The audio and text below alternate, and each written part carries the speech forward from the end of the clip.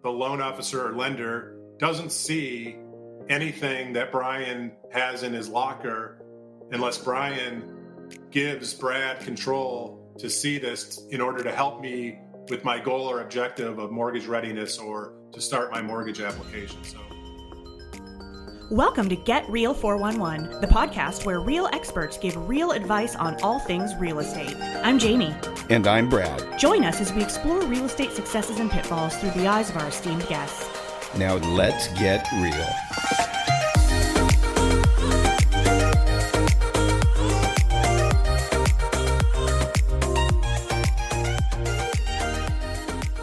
So today we're super excited to bring to our listening audience Brian Vieaux from FinLocker, who we have known for, well, actually you longer than I, Jamie. Yeah. For several years. Probably 4 or 5 years. Yeah.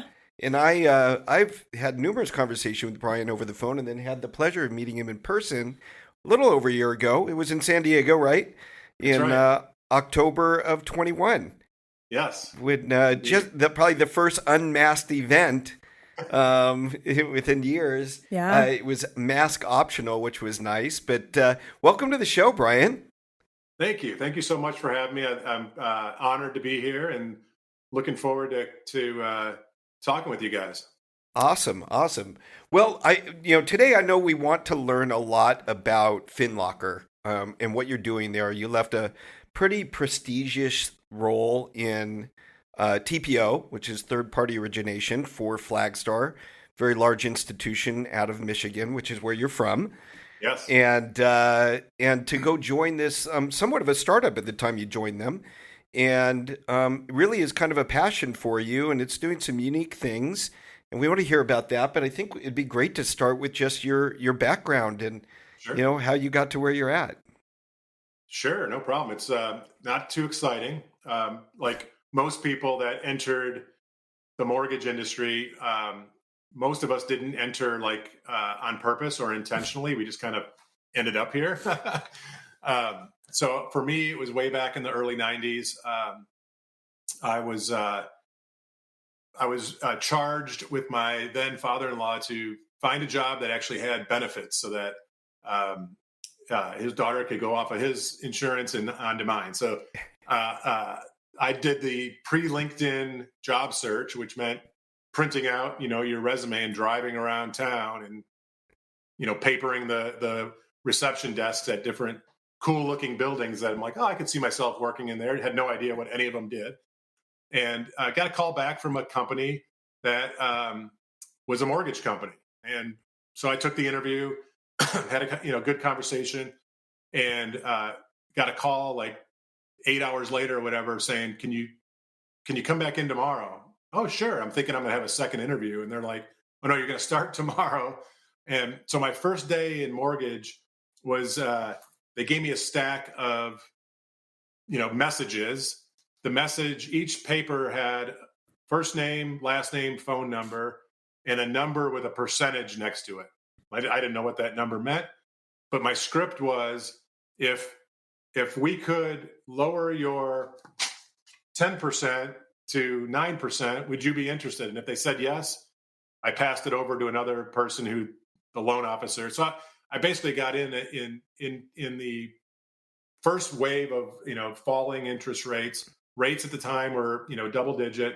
And so, what year was this, Brian? Pardon? It was 1991. What year was this?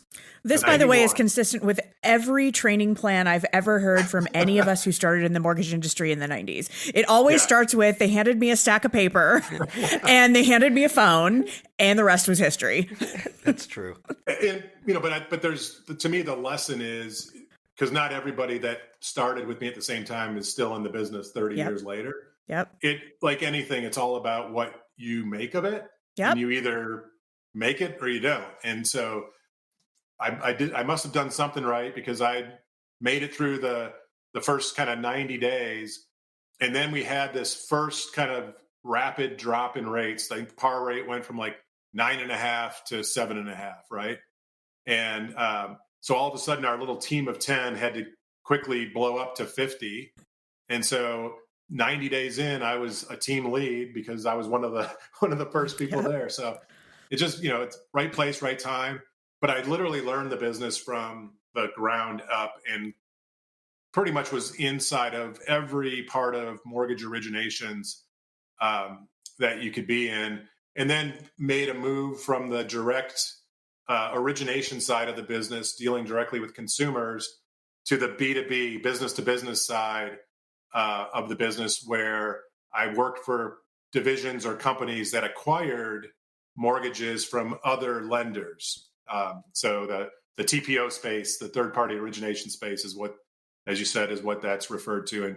And most recently, as you mentioned, Brad, I ran the TPO business for Flagstar Bank, a long time, 28-year TPO player, kind of tried and true. Loved it, loved the team, loved the people, loved the customers. But what I started to see across my customers, our customers, was a gap in available technology for lenders of certain sizes. You had the haves and the have-nots in terms of available technology. And I also had visibility into this technology at FinLocker. And I started to investigate whether it made sense to match this FinLocker technology with the clients that I'm familiar with through my 20 plus year, career in third party originations. And long story short, there has been a match, and would love to kind of get into more of that. But really what I was passionate about at Flagstar was helping lenders help consumers become homeowners. And now I found a way to extend that help by actually helping lenders help consumers become financially fit and then become homeowners, which is really a different equation. Yeah, look, that's really, really a big deal today. I mean, it is center stage. Financial literacy, youth not really knowing much about anything financially, let alone buying a house and what that takes. And so definitely FinLocker is filling a gap that's there, and we want to hear more about it. I think our audience will, because this is, like you said, not just for lenders. This is for lenders to help the consumer, but That's it's right. really a consumer-centric application, correct? Yep. Yeah. So tell us a little bit, give us a high level, and let's drill down into it. And I can speak a little bit to that from, being involved in a group called Vetted VA, which FinLocker partnered with early on and offered the go bag to all of the professionals in Vetted VA and also to all of the consumers that we serve and help. And so as an example of the way that FinLocker has directly benefited consumers, they've especially done that for veterans, which I think is so important and so impactful. And so I would love for Brian to share a little bit more about what that looks like from the inside. It's actually one of the best stories to tell about how our product matches the consumer and the lender. But what I'd like to start with is the Vetted VA team first, because their mission is unbelievable. So, for any of your audience that are, veterans or in the military or have families that are in the military or connected, the VA loan, the Veterans Administration loan, is one of, if not the best mortgage loan product for any consumer. Now, not any consumer can get it, right? You earn the benefit of having the ability to access this VA loan. But like anything in terms of financial services or any consumer product, there's bad actors out there. Mm-hmm. And for a long time, especially when you had all the low rates and streamlined refis, there have been and there are lenders that take advantage of certain segments of consumers. And what Vetted VA created was a community where veterans seeking homeownership could ask questions to a panel of vetted professionals, right? And the community is based on this concept of no solicitation. So this is a place where I, as a veteran, can ask if I am getting a good deal. So I've got an estimate, a loan estimate from a lender. I don't know if it's the right deal for me. So I go to the community, I ask the question, I maybe share the terms, and I watch the community every day give very honest, impactful feedback to the veteran. And in a lot of cases, they tell the veteran, that is a great deal. That's the right structure for you. You should move forward. And in other cases, they'll point out where they could do better. And so when the team was really kind of building up that community, I was just making my move from Flagstar, which is where I first met many of the vetted professionals at Vetted VA. And I kind of thought our product is really engineered for this community. And so Christopher Griffith, who's one of the coolest people in the world and planet, let alone in the business. We can attest to that. Yes, agreed. He immediately saw the value of the FinLocker product. And he said, this is the financial go bag for a veteran. And I'm like, I don't understand. I don't get it. So he had to educate me that, the military, when you're out there, you always have your go bag packed and ready for any situation.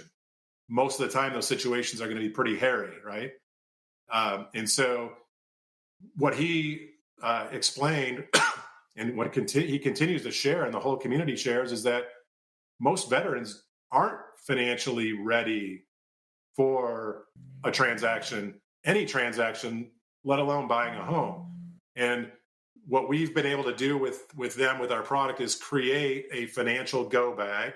It's fully packed with all the data and information that the veteran needs so that when it's time to buy the home or refinance the home, everything's right there connected, and they can share it directly, securely from the go bag to their vetted professional to initiate a transaction. So I love the go bag analogy because it just really paints the picture of what we've built, which is this consumer financial readiness tool.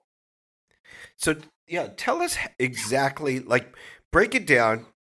I'm a consumer. I know nothing about FinLocker, but I do know I need some financial education. I'd love to figure out how I could buy my first home. How does it work, just step by step? For example, going to the website, creating a free account, whatever it is, and then what you input and that sort of thing, and then what you get out of it, just so that our audience can really vividly picture this. Perfect. So I'll start by saying FinLocker as a product and as a brand.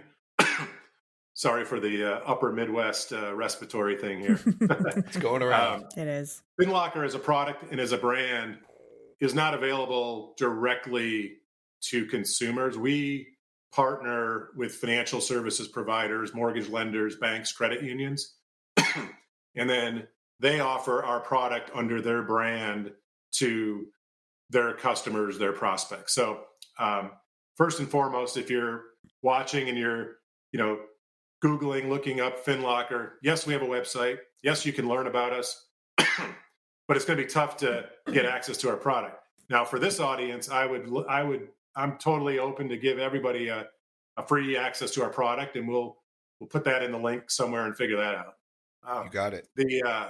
So let's play this back and say, mortgage company ABC has made this product available. They have a branded version of FinLocker, and they've got, a landing page or a website, or they've invited a consumer, a prospect, to download this app. We're a mobile app as well as available on the web. And so essentially the way I think about this is if you're watching today and you're thinking about buying a home, and let's really narrow into the first-time home buyer, you're thinking about entering home ownership. So you're 6 months, 12 months, 18 months away from doing that. yes, it's always wise to engage a mortgage professional and a real estate finance professional, but we also provide you access to a set of tools, digital tools, that as a consumer, you can now see where you stand today, kind of have your own little sandbox to understand your own readiness. And so how do we do that? We allow you as a, you as a consumer to link to your credit. So you'll have access to your credit score, all of your credit profile in real time. Every time that score updates, you'll be notified of the score change.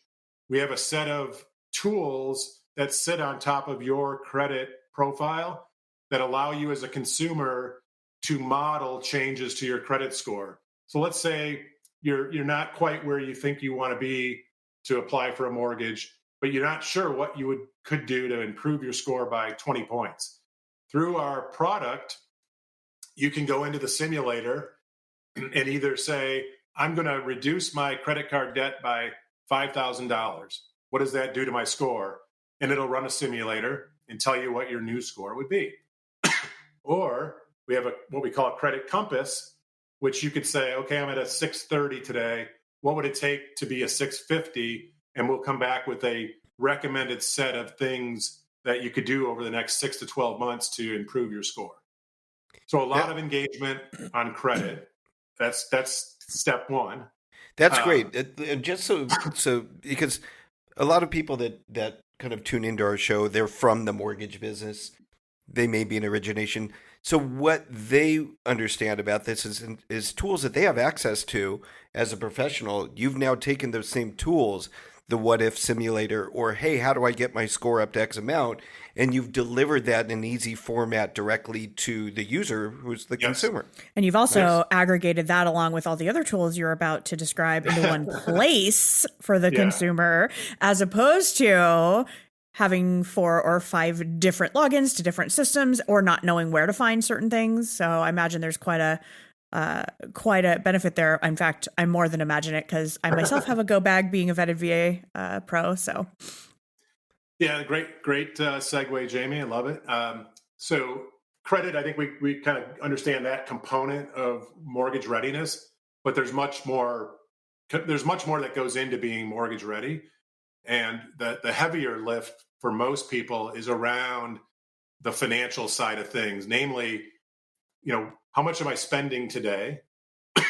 So we allow you to link all of your financial accounts in one place and see all of your spending categorized across 2 or 3 credit cards, a checking account, et cetera. So kind of a single place to aggregate your financial life, see all of your spending.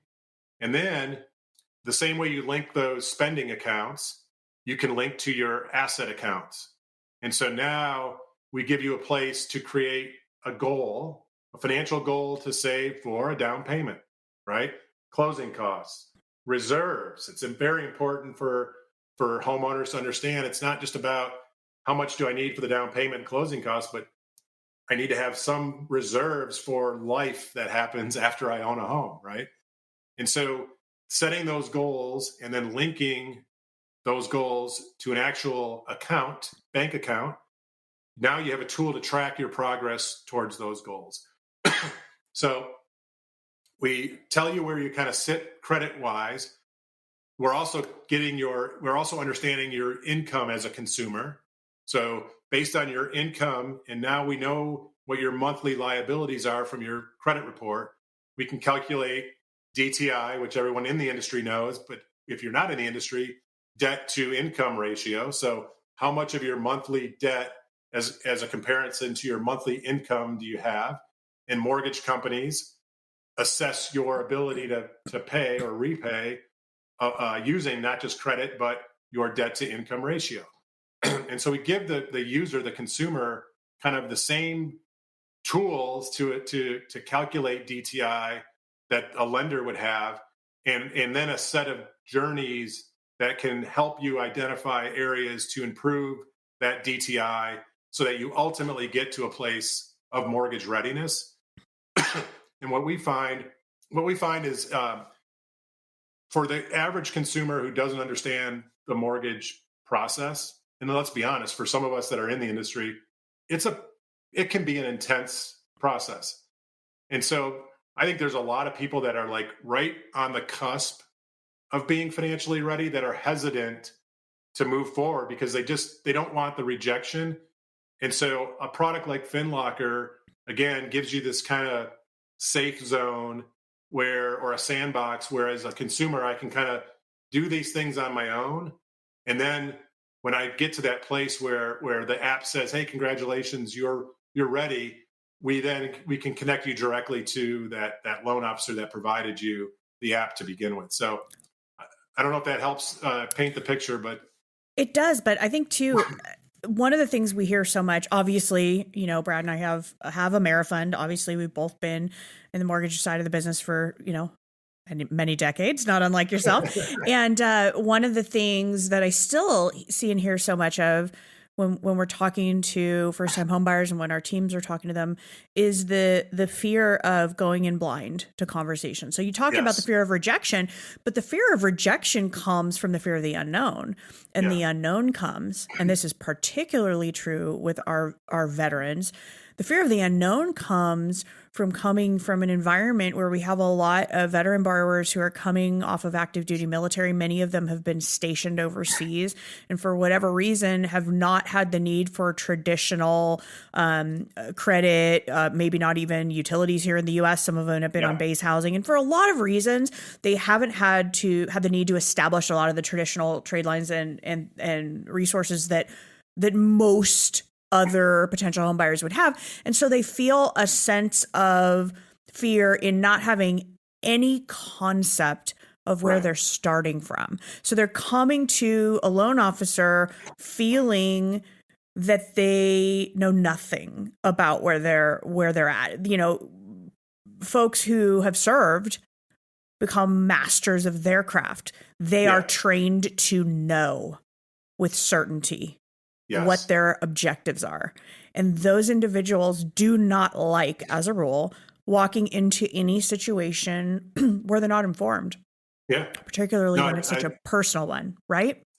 Sadly, that's true with the veteran segment, but we know that it's true in our country as a whole because we just from a education perspective, we don't have a really strong formal financial literacy, financial preparedness curriculum that happens in our schools and beyond. And it's cool that we're starting to see this happen in certain states where they're mandating, but that's going to take a decade or longer to really, get a hold. And so you're exactly right, Jamie. I think in the case of the veterans, there are so many today who have this wonderful benefit and access to it, who are much closer, if not truly ready now. They just don't know.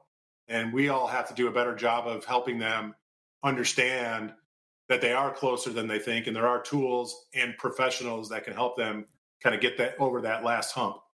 100%. I think providing them with a tool like this, it gives them back the power to privately educate themselves on where they are, give them a baseline and a barometer to not walk into those conversations with a loan officer as blind and as unknowing as they might have been otherwise. And it's a huge thing. And again, you're right. It doesn't just, it's not at all relegated to veterans. We see it in every community.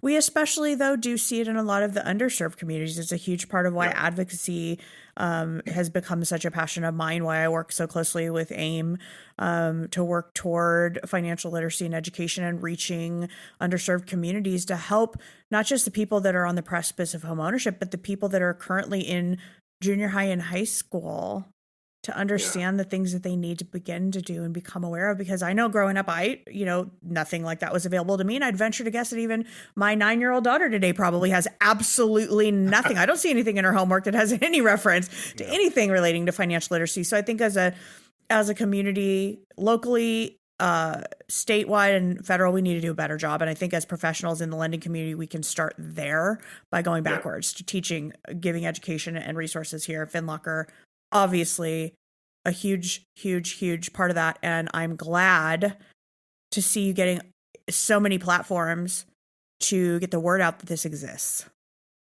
Yeah, there are consumer facing tools out in the marketplace that people can have access to, and I won't name the brands, but I think we all know who they are. And there are some very good ones. I have a few on my phone that I use from time to time for competitive analysis purposes. But are the most of them, the consumer is the product, meaning Yes. they're brought into this experience, and then there's a marketplace behind the experience where the consumer is kind of sold to the highest bidder, so to speak. And the way we've thought about our product, we've been very intentional. First off, our product is based on consumer permission, consumer control. So all of the data that the consumer links in the app is based on their permission. We don't scrape data from any place else. The consumer permissions the data to be brought into the app, and then we create those journeys and experiences on top of their data. And then the data is consumer controlled, meaning the loan officer or lender doesn't see anything that Brian has in his locker unless Brian gives Brad control to see this in order to help me with my goal or objective of mortgage readiness or to start my mortgage application. So consumer permission, consumer control is the foundation of everything we do. Yeah, Brian, look, the FinLocker is set up to really create an environment that helps the consumer, or I should say helps the loan officer help the consumer to be prepared to buy a home, right? Yes. But you mentioned something to me offline, and you said, look, it's not just for that. This is for post-closing as well. So you get them through that goal. They acquire the home, and this helps to expedite that process. So even if you're, 18, 19, 20 years old, and you haven't even really figured out what you're going to do, maybe you're starting college or you're in college and you're like, but I do want to know what it takes to buy a house. It's never too soon to understand that process. And then once you get there and you accomplish that goal, talk to us about post-closing. How does this help? Yeah, I love it. Let me state one thing quickly in the up funnel kind of readiness journey. And I think this is important. We're not out to disrupt the loan officer. In fact, we also don't believe that just sending a consumer to an app and expecting them to come back ready on their own is a reality. Some will, but most won't. Where we see success with our product is when a professional real estate finance professional uses our product in conjunction with their local financial literacy focus and their preparation. So again, we're not looking to disrupt the loan officer. We really are looking to extend the available tools for that loan officer to better serve their communities.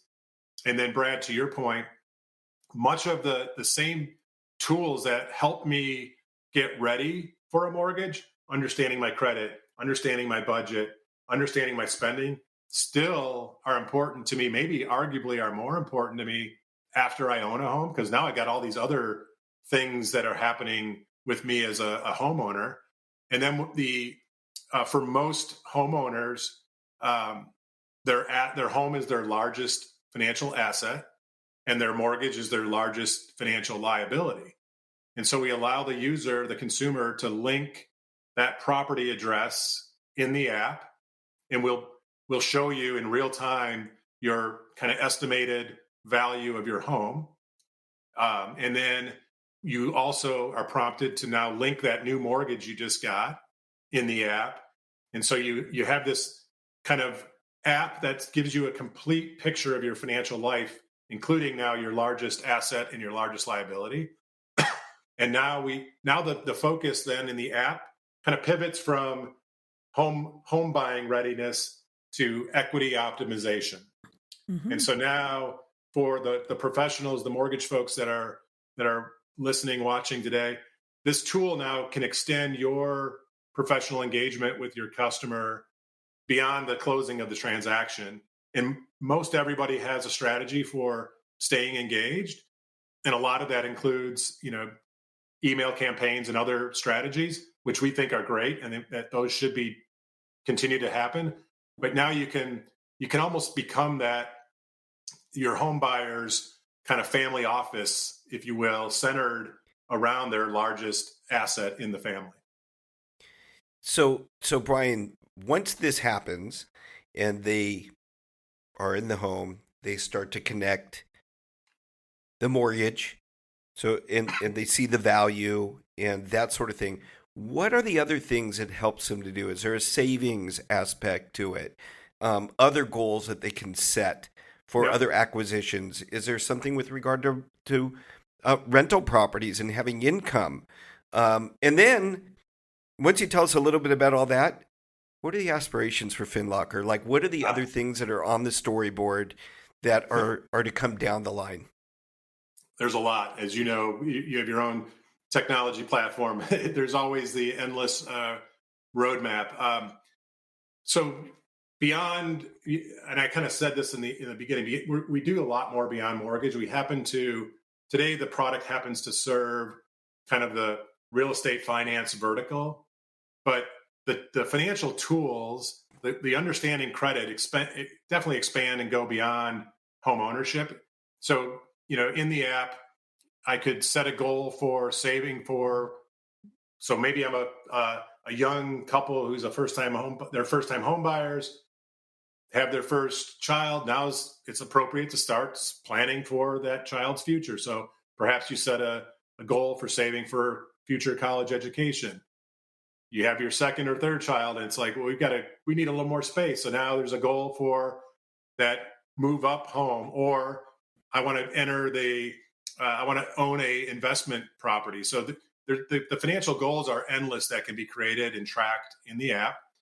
All of the spending that happens across credit cards, checking accounts, any other place where spending happens can all be tracked. And that provides value beyond just mortgage and home ownership. There is another feature that I think is pretty cool in the app. It's we have native embedded real estate search. And so why is that important? For any of us that go search for real estate on some of the big brand sites out there, depending on how much you do on the site, you're all of a sudden getting pinged and inundated with, marketing messages, right? And so again, in the context of consumer permission, consumer control, we give you that kind of place to safely search and favorite and track properties without getting pinged from, a million different places, if you will, from a marketing perspective. So when we think of the homeownership journey doesn't end at buying a home. It's just starting for most people, right? So the tools are going to continue to extend and support that ongoing experience, including the next home you buy, or when's a good time to refinance and consolidate debt. All of that is kind of optimized in the app itself. As far as the roadmap, like I said, it's never ending. We are constantly getting user feedback from consumers on what they'd love to see us do more of, do less of, do differently. And so we take that feedback. We have a small group of our business partner lender clients that we then kind of bounce that feedback off to, because they're the ones buying the license to our product to give to their customers. And then that feedback goes into our roadmap. So we have people want to understand beyond mortgage their readiness for personal loans, credit cards, auto loans. So we're starting to kind of build the journeys and think about the journeys that would extend beyond buying a home and getting a mortgage. There's other products and services that make sense in a product like ours, like home and auto insurance. So we're exploring opportunities to use the same data that drives home ownership and mortgage readiness to optimize insurance. So do I have the best combination of coverage and cost for home and auto? So kind of thinking about other financial services, financial products that make sense for a consumer. Our pie in the sky, kind of long-term plan would be, I want to become a verb. So, when you say Venmo me, Right. $10 or whatever, we want to become a verb, can I share my locker with you at the dealership to, I'm already qualified. I know I'm approved because all my data's here.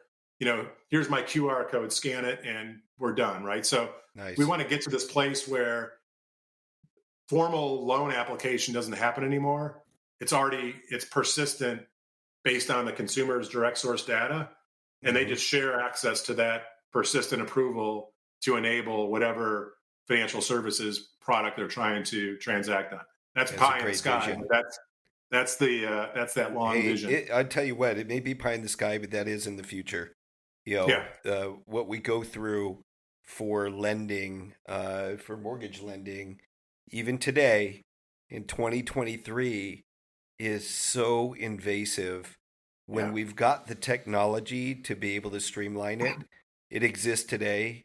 But as you know, with anything, adoption, and frankly, because of regulation, heavy regulation in our industry, it just takes a long time. But eventually, it should get there. It will get there. Things will happen a lot easier, and you're bringing it one step closer to the consumer. So, I love what you guys are doing over there, Brian. Really love it. Do you want to ask? Are we going to ask the question? Yeah. Are we ready for the final question? The final question is our favorite question. And I always enjoy asking it to folks like you who've been in any industry for a long period of time, because it's a reflective question. The question is, what would you tell 20-something-year-old Brian Vieaux if you could sit down and talk to him today? There's a whole lot, but I think I go back to one of the things that I think we see today. It's a generational thing, so I'm going to sound like the get off my lawn old guy, but today it seems like there's a lot of instant gratification that people expect and need. And I'm talking more about the career. And what I would tell today's 20-something person who's kind of starting their work life or thinking about that journey towards work life is nothing is promised, nothing is given, everything is earned. And so every day you've got to go out and slug it out to earn, whatever is on the other side of that, whatever that entitlement is that you think you're entitled to. You're not entitled to it. You have to earn it. And anything worthwhile is not easy. And so you have to be, here's what I would say. And it took me a long time to get here. And when I was 51, I decided to leave the kind of cushy confines of corporate, mortgage America and go take a chance on this fintech startup at FinLocker. And what I would tell my 20-something self is take a swing now.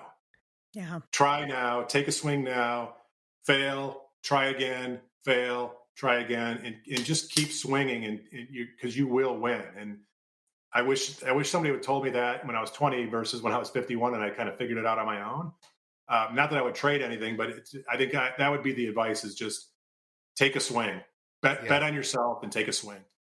I love it. Yeah, I love it. I do too. I often wonder how many of today's generation would print out their resumes like many of us did, and like you described, and drive around to all the buildings of all the businesses and say, here's my resume, I don't know. Yeah.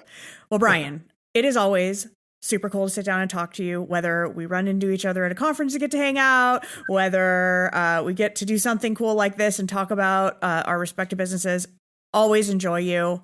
Love what you're doing. So excited to see what FinLocker has done in such a short time. Cannot wait to see where you go from here. I will be cheering you on. And we'll definitely get that link from you. So everybody, go below in the in the description, and you'll find a free link to access the software. And if you're a mortgage professional and you want direct access to Brian, how can they reach you? LinkedIn's the best place to get me. I'm there.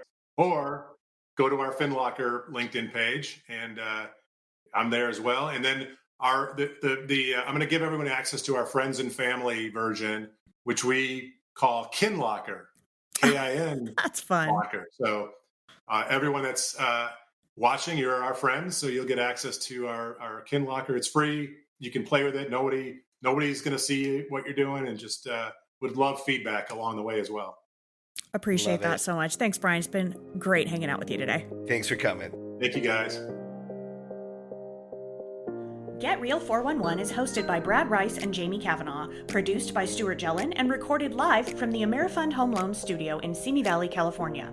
You can learn more about the show at getreal411.com and watch full episodes on YouTube. If you're interested in being a guest on Get Real 411, email booking@getreal411.com. Please subscribe, rate, and review us on Apple Podcasts, Spotify, or wherever you get your podcasts.